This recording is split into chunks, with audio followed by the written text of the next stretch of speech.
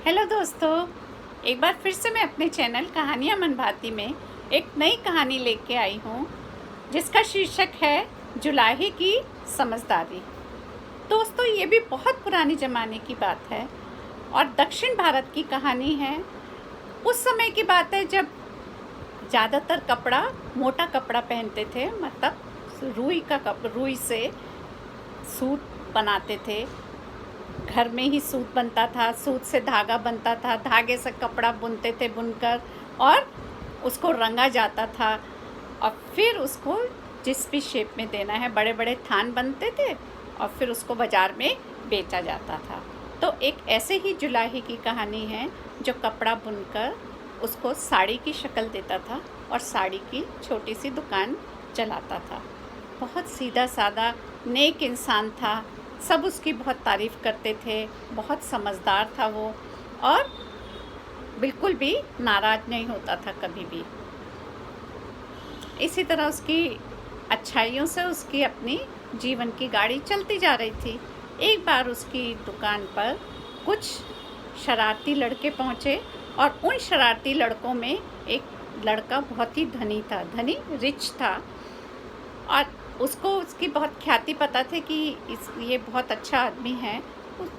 शरारत आ गई, उसने सोचा इसको तंग किया जाए, देखूं ये कितना अच्छा इंसान है। उसने एक साड़ी निकाली, महंगी से महंगी साड़ी निकाली और उसको पूछा कि ये इसका दाम कितना है। तो जो जुलाहा था उसने कहा कि ये 100 रुपये की है। उस समय 100 रुपये भी बहुत बहुत ज़्यादा बड़ी बात मानी जाती थी। तो क्योंकि वो धनी था, उसको कोई फ़र्क नहीं पड़ता। उसने ठीक कहा, ठीक है ये साड़ी मैं लेता हूँ। फिर उसने लड़के ने कुछ सोचा और उसने उस साड़ी को लिया और बीच में से आधा कर दिया। उसने कहा नहीं नहीं, मुझे तो ना इतना ही हिस्सा चाहिए, आधा ही हिस्सा चाहिए। तो जो जुलाहा था वो कुछ नहीं बोला, उसने कहा ठीक है इतनी ले लो। तो लड़के ने कहा तो फिर तो आधा ले रहा हूँ तो पैसे भी आधे दूँगा। तो उसने कहा ठीक है 50 रुपये दे दो।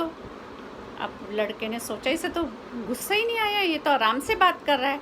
उसको फिर शरारत सूझी, उसने उस आधे हिस्से को भी फिर से 2 भागों में बांट दिया और उसने कहा नहीं नहीं नहीं, मुझे तो बस इतना सही हिस्सा चाहिए।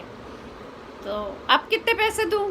तो जुलाहे ने कहा ठीक है 25 रुपये दे दो। भाई 4 हिस्से हो गए थे ना अब साड़ी के, 25 रुपये दे दो। आराम से बहुत शांति से उत्तर दिया। अब उस लड़के को फिर गुस्सा आया कि ये तो कुछ बोल ही नहीं रहा है। उसने फिर से उसके 2 हिस्से कर दिए और उसने बोला अब कितने रुपए लोगे?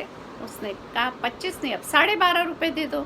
इस तरह से वो टुकड़े पे टुकड़े करता रहा और उससे पूछता रहा जुलाहे से कि कितने दूँ। वो भी उसके पैसे आधे बताता रहा, पर उसने बिल्कुल भी नाराज़गी नहीं दिखाई, बिल्कुल धीरज रखा।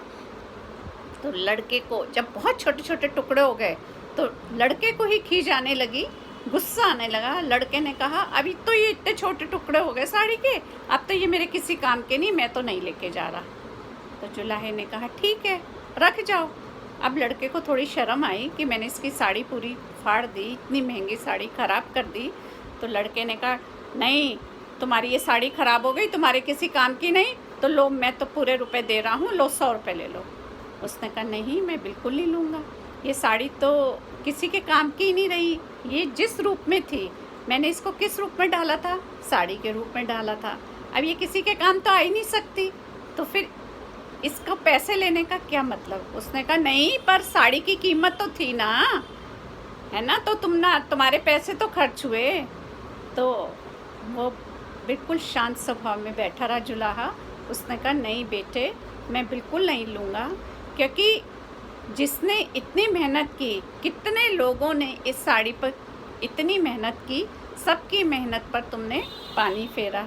किसी ने क्या किया, कपास रुई उगाई, उसका मेहनत खराब गई। फिर किसी ने उसका सूत बनाया, उसकी मेहनत खराब गई। धागा बना, उसकी मेहनत खराब गई। कपड़ा बुना, उसकी मेहनत खराब गई। कपड़ा रंगा गया, वो मेहनत खराब गई। फिर उसको साड़ी की शक्ल में किया, वो मेहनत खराब गई। किसी के काम नहीं आई ना, तो अब ये पैसा भी बिल्कुल व्यर्थ है। तो उस लड़के को बड़ा आश्चर्य हुआ, मैंने इतना नुकसान किया तब भी ये कैसा शांत स्वभाव में बैठा है। तो उसको बहुत शर्मिंदगी हुई, शर्म से पानी पानी हुआ वो लड़का, और उसने कहा कि मुझे माफ़ कर दीजिए, मैंने आपका इतना नुकसान कर दिया। तो जुलाहे ने भी उसको, जैसे एक पिता अपने पुत्र को गले लगाता है, उसने उस लड़के को गले लगाया। उसने कहा, बेटा कोई बात नहीं, तुमको इससे सीख मिली तो इससे बड़ी बात कोई नहीं हो सकती। यदि मैं रुपए ले भी लेता तो मेरी तो भरपाई हो जाती, पर आगे जाके तुम्हारे जीवन का भी वही हश्र होता जो आज इस साड़ी का हुआ है। तो इस साड़ी का हश्र हुआ, कोई बात नहीं, पर तुम्हारा जीवन बिगड़ने से बच गया। तो जुलाहे की समझदारी से एक लड़का जो कि विपरीत दिशा में या गलत दिशा में जा रहा था, या जिसका रास्ता जिसका भटक गया था, वो सही दिशा में आ गया। तो और ये जुलाहा कोई नहीं, ये आगे जाके दक्षिण भारत के बहुत बड़े संत तिरुवल्लुवर हुए हैं, जो आज भी जिनका नाम बहुत ही मान और सम्मान से लिया जाता है।